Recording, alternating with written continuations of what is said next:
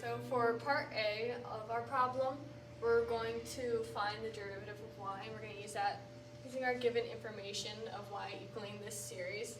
So for here, we're going to take the derivative of y and the derivative of the series to get y prime equals a summation from 1 to infinity of n a sub n x to n minus 1, and it's important to note here that we change the indice from 0 to 1. That's because when we go over here and write down our first derivative, this a sub 0 is a constant, so when you take the derivative of it, it's going to cancel out and go to 0, so we just go ahead and change this to n equals 1. Similar process here to find y double prime, so we're going to take the derivative of the series of the summation as n goes to infinity from n equals 1, and a sub n x to n minus 1, and we use basic differentiation rules to get to here. And same thing, we're going to change our indice to n equals 2. The same thing happens right here for our second derivative.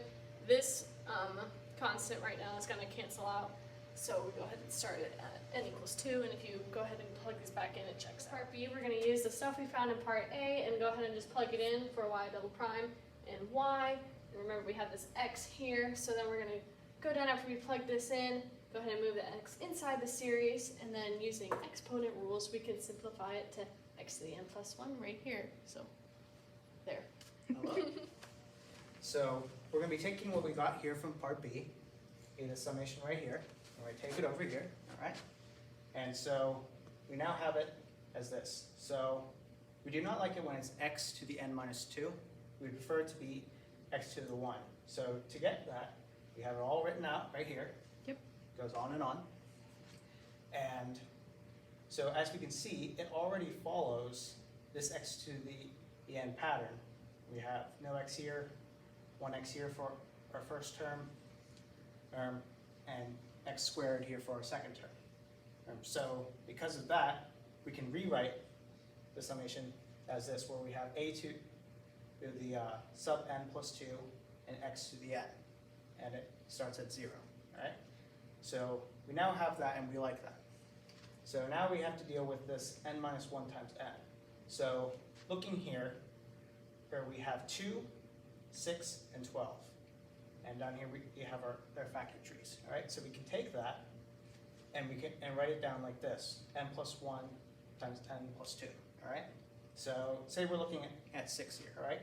So this is our first term. All right. So we can put 1 in for the n. So we have 2 times 3. 2 times 3 is 6. Or say we were looking at 12. All right. So that is our second term. So we can put the 2 in for the n's here. So 3 times 4, 3 times 4 is 12. All right, so now that we have this, we're going to take this summation right here. All right, we want to go over here, follow me. And so we now have it written up here. So again, we do not like this x to the n plus 1. We would prefer it to be the x to the n. So we have it all written out right here. And as you can see, again, it is following that x to the n rule. However, it doesn't have a x to the 0. So what we can do with that is we can rewrite it as this summation here, where it starts as 1. And the reason why we can do that is because looking back over here, this a sub n is not present here. All right? So by doing that, we get and rewrite it as this, where it's a sub n minus 1, x to the n to the power. Welcome to part E. We're having a party. Okay, so we're going to start out with this equation that we have finally reached. And what we want to do is make sure that these indexes match. And in order to do that, we're going to use a property of sums that basically says if you go from 0 to 1 and add that to the same sum from 1 to infinity, it's the same thing as having one sum from 0 to infinity.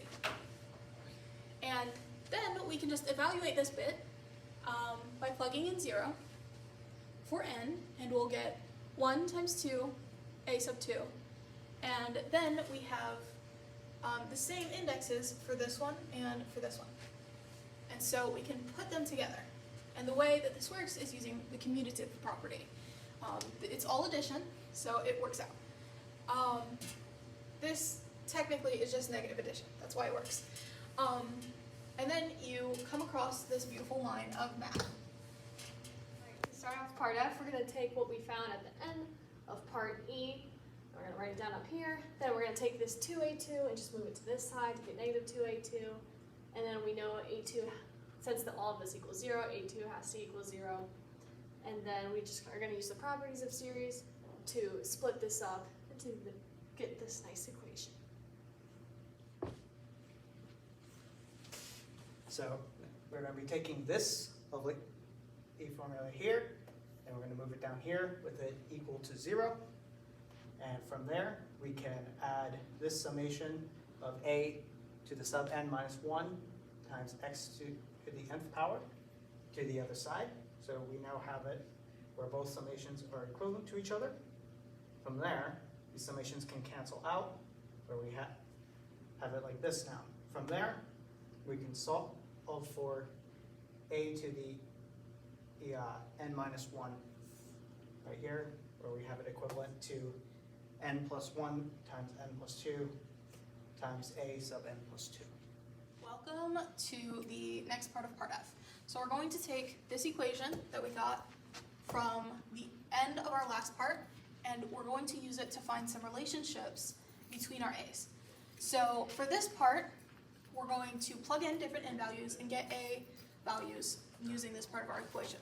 When we plug in 1, we get a naught, 2, a sub 1, 3, you get a sub 2. And this is very important because this is the first term that we know something about. A sub 2 equals 0. A sub 3, we also don't know anything about, but we can use this equation to figure out more. So if you plug in 4, you get a sub 3 here, but you have to plug in 1 to get a sub 3 here, and that will give you 2 times 3 times a sub 3 on this side. If you divide by 2 and 3 to get a sub 3 isolated, you'll get a naught over 2 times 3. If you use the same situation for a sub 4, you'll get a1 over 3 times 4. And so on and so forth. The zeros are because a sub 2 are what's going to be in the numerator here, and a sub 5 is what's going to be in the numerator here. If you keep going with this kind of relationship, you'll find that anything that follows the format a sub 3n is going to look like this, with a naught on top and 2 times 3 times 5 times 6, following the format of 3n minus 1 times 3n for each value that you add in the denominator. And you're going to get this relationship for all n that are greater than or equal to 1.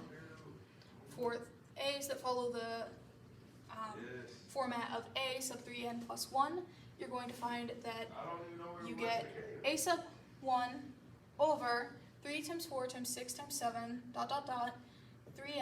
3n plus 1, for, again, n's greater than or equal to 1. For positive integers of n that follow the format a sub 3n plus 2, you're going to find 0.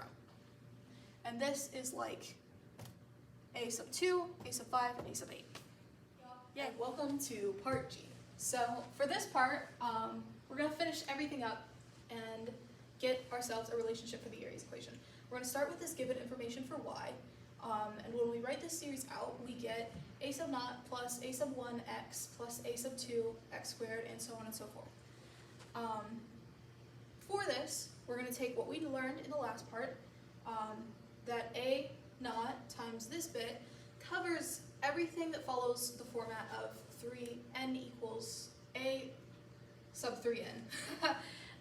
And for this bit, we have a sub 1 over 3 times 4 times 6 times 7, and so on and so forth. And that covers everything that follows the format a sub 3n plus 1. However, we have to add in this 1, because when this multiplies, that gives us the a naught that we need for right here. And we have to add in this x, because that gives us the a sub 1 x that we need for our second term. When we put it all together, we get this, and the reason why we don't have a 3n plus 2 situation is because that all equals 0. So when you add it together, it doesn't much matter. A whole bunch of zeros is still 0. So there we go.